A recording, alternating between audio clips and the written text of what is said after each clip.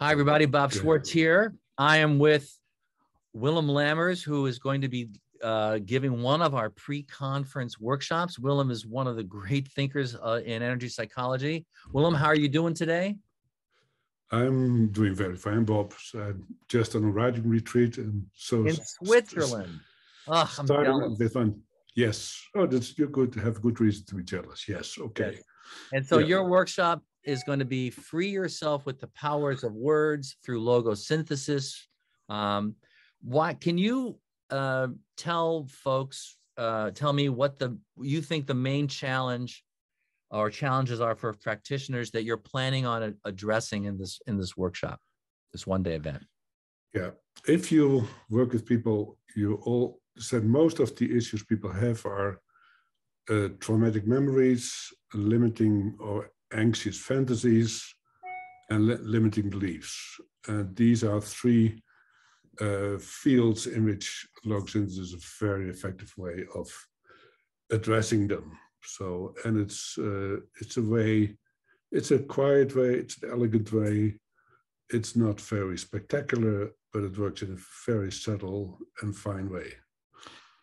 So, for those that don't know, one of the interesting things about logosynthesis is there is no tapping. It's not obvious about the energy. So, especially for someone that doesn't, for whatever reason, doesn't want to do all that, this is a way to use words and energy and intention and awareness to shift things around, right? Yes. And if you look at the spiritual dimension of words, you see them everywhere when it comes to creation, when it comes to changing things, when it comes to healing. So if Jesus heals, he just speaks a few words. If God creates the world, he just says, let there be light, and there is light. Mm-hmm. And people curse or bless each other. But that's a quality of words which is not often used in psychotherapy and coaching. And I have found a number of sentences which help you to resolve frozen patterns in your thinking, in your emotions. And we usually, at the basic level, we work with 3 sentences, and these sentences change something. I think it might be really helpful. Could you say one of these sentences so people might get a sense of, or in a way so they could begin to tune in to, oh, I see what he's talking about? Yeah, what we're doing, we usually work with perceptions and fantasies of perceptions. So if you have a traumatic memory, you have an image, you have a sound, you have a smell, and we focus on that perception because that perception is connected to a frozen emotion. So you see this, the scene of the accident, and immediately the emotion is there. If we neutralize the perception, then the emotion will be gone. So let's say there is a car accident, someone has died in the car accident, and I have this image of this dead person in my field, and it doesn't go away. Right. And what I do is I give the client the sentence, I retrieve all my energy, bound in this image of this accident, of this person, of this body, and I take it to the right place in myself. Sometimes it's also connected to the energy of other people, which is frozen in your system, and then you remove the energy of that person or that barking dog or whatever from your field, and it's just gone. So you create a kind of natural boundary against these impressions that keep haunting you. Right. Yeah. And that's the first sentence. I retrieve all my energy bound up with this, which is this way of tuning in, getting contact with the field, right? And then things happen, right? And it's not like you just say it once and done. Then people will have a reaction, and then you follow through, right? It is a form of sort of you're perturbating the system by saying this, and then maybe they go right to go and it all happens instantly, but maybe other things come up, and then you keep following through, right? Yeah, this is a normal therapeutic process. A normal therapeutic process has lots of layers. Yeah. So if, for instance, somebody has a stage fright, there is an image in the future that he feels himself standing on that stage, people looking at him. And then under this fantasy, there's always a memory of an aunt or a father who has looked at you and which is activated. And usually if you go back in time, you go earlier and earlier, so it can start very earlier. So these are fully normal processes. So, but instead of tapping or holding the staples position, you use the words. And you don't. So people shouldn't think, oh, it's some airy fairy magical thing. That's not what it is. You're actually trained originally as an analyst. I mean, it's a way of working energetically with consciousness working through the various things that are in there. Yes. So let's say it's always embedded in a normal therapeutic or coaching process. It's not. I don't like to do it over lunch with my neighbor behind his plate. That's not the way. So you create a relationship in which a person feels safe, and then you go for where the stress is or where the pain is, and you dive under it, and it's very elegant, it's very gentle, and for myself, it's much less stressful than what I've been doing for the first 30 years of my career. So that's an important point for you, the coach or therapist. And you keep saying coach, so coaches can use this approach. Yes, yeah. It's an easier, it's very effortless because you're just, for you, the practitioner. Yeah, I always say I'm a lazy person, so I don't I don't like to work hard. Yeah, I don't like to be bright because the client is usually brighter because he has this experience for the symptom for many years. So I'm working very slowly, gently, and I don't think for the client. So I go with the perception. I see this in my memory. I see this in my fantasy.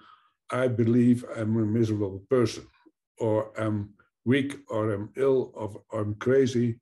All these beliefs are just, my last book is about the energy of beliefs. So that's why I'm talking about beliefs a lot.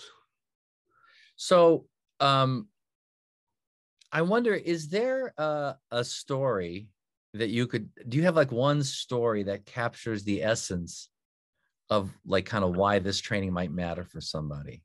Like, yeah. So you mentioned coaching, and what I often see is when people work in a business and they have to perform on a stage or in a meeting, and the boss is looking and everybody's looking, and the coaching session is on Friday, the meeting is on Monday, and the client is frozen already. So he has this fantasy that he will be rejected, fired, or whatever.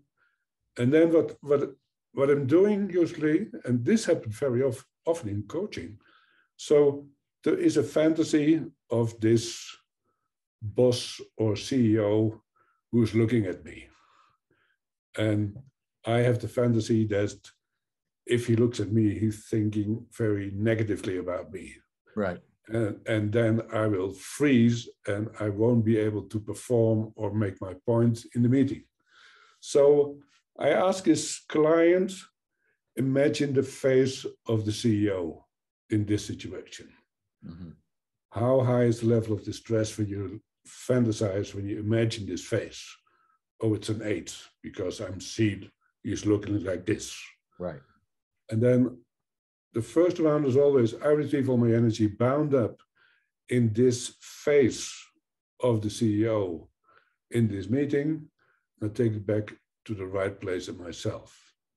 Mm-hmm. The second sentence is that there is energy of other people involved in this. So I remove the energy of other people related to this phase, because there might be a certain irritation in the CEO's field because this employee has been a little bit bold or whatever. So I remove the energy of the CEO from my system. And the third sentence is, I retrieve all my energy bound in all my reactions to this image. So there's a perception or a fantasy, and there's a reaction. So we have 3 sentences. What often happens after neutralizing this image from the future, someone else shows up. There has been this teacher in grammar school, right, and he was really mean. So, and usually I do the same for that nasty memory. Right. Someone rejected me, someone is very clear, he punished me, whatever. And then usually the client can imagine going to that meeting, we do a future pacing, and that works. And he has access to it, his competence or her competence, and it's a normal adult interaction in that meeting. So that's typical. Yeah.